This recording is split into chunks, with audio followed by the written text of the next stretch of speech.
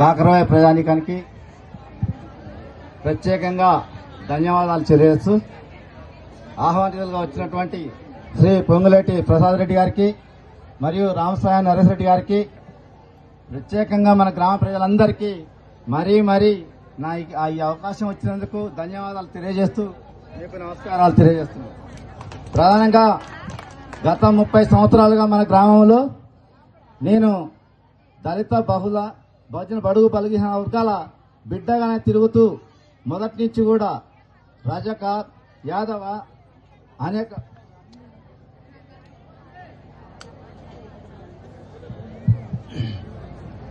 అనేక వర్గాలలో కుల మతాలకు అతీతంగా నేను మీ సమస్యలను తీర్చుకుంటూ 30 సంవత్సరాలుగా మీతో తిరుగుతున్నాను. మీకు తెలుసు ఈ సీనన్న మీకోసం ఎట్లా పనిచేశాడు. నా యొక్క మనస్తత్వం నా గురించి నేను ప్రత్యేకంగా చెప్పుకోవాల్సినటువంటి అవసరం లేదు. గతంలో మనకు విద్యుత్ సబ్స్టేషన్ రావడానికి కూడా చాలా పాటలు పడ్డాం. అదేవిధంగా సాగునీటి కొరకు అనేకంగా ఇబ్బంది పడేటువంటి మనం ఇక్కడ తుమ్మల నాగేశ్వరరావు గారి సమక్షంలో మనం భక్తరామదాస్ ప్రాజెక్ట్ తీసుకోవడం జరిగింది. అది కూడా ప్రధానంగా మన గ్రామం మన మండలం ప్రత్యేకంగా అభివృద్ధి చెందాలంటే నరేష్ రెడ్డి గారు రామసాయి నరేష్ రెడ్డి గారే మన గ్రామానికి కరువు ప్రాంతాన్ని పారదోలాలని చెప్పని ప్రత్యేకంగా చెప్పి మన ప్రాంతంలో నీళ్లు తీసుకొచ్చి అహర్నిశలు కృషి పడి ఆ చెరువులను నిండటానికి కారకులైనటువంటి నరేష్ రెడ్డి గారే. ఇది అందరికీ తెలిసినటువంటిదే. ఇంకా మన గ్రామంలో రేవంత్ రెడ్డి పాలనలో ఈ మధ్య కాలంలో మనకు 15 కోట్ల వరకు దాదాపు అభివృద్ధి పనులు జరిగినాయి.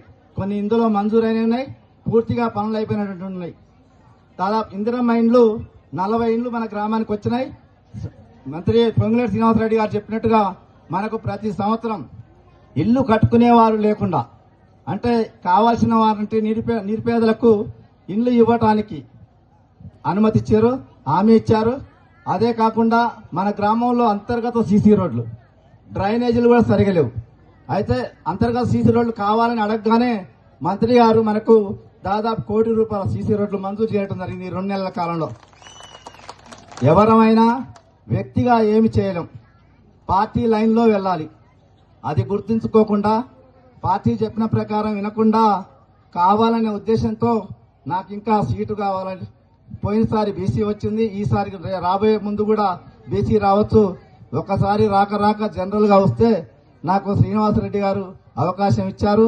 ఆ అవకాశంలో నేను ఉందామని చూస్తే కాంగ్రెస్ పార్టీ తరఫున నేను వేస్తుంటే పోటీలో ఉంటుంటే కన్ఫ్యూజ్ చేయాలనే ఉద్దేశంతో నేను ఇంకా ఇక్కడే జనం బీసీ మధ్యన ఉన్నా అని చెప్పని అనేక రకరకాలుగా ప్రజల్ని గందరగోళ పరిస్థితులకు చేస్తున్నాడు.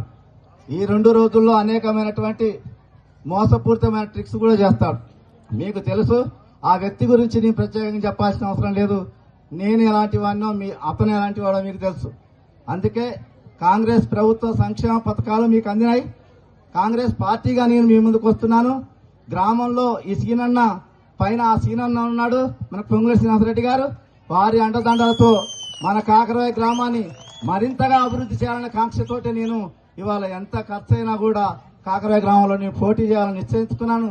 ఆ ప్రకారంగానే కాకరవాయ గ్రామాన్ని నరేష్ రెడ్డి గారి ద్వారా పొంగులేటి శ్రీనివాసరెడ్డి గారి ఆశీస్సులతో గ్రామాన్ని దత్తత తీసుకునేలాగా నేను కోరుకొని మీ ముందు అభివృద్ధి చేయడానికి వస్తా అని చెప్తున్నాను. అదేవిధంగా నాకు వచ్చినటువంటి బ్యాట్ గుర్తుపై మీరు అత్యధిక మెజార్టీతో ఓటు వేసి నన్ను గెలిపించాలని కోరుతున్నాను. మరీ బ్యాట్ గుర్తుపై ఓటు వేసి, ఎందుకంటే మన గ్రామంలో ఆనవాయితీగా మంచి వ్యక్తులనే గెలుచుకుంటా వచ్చేటటువంటి మన గ్రామంలో మీరు ఈసారి నన్ను ఎప్పుడో చూస్తున్నారు. దాన్ని మీరు మరీ మర్చిపోకుండా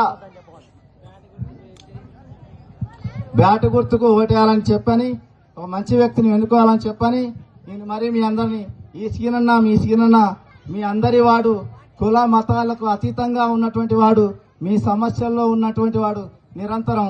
అందుకని గుర్తుంచుకొని ఈ సీనన్న కోసం మీరు అత్యధిక మెజార్టీతో ఓట్లు వేయించి నన్ను బాగా మెజార్టీతో గెలిపించి పాలేరు నియోజకవర్గంలో మీరు ఒక ముందంజలో కాకరవాయిని ఉంచుతారని కోరుకుంటూ నరేష్ రెడ్డి గారిని కోరాలని కోరుతున్నాను. బ్యాటు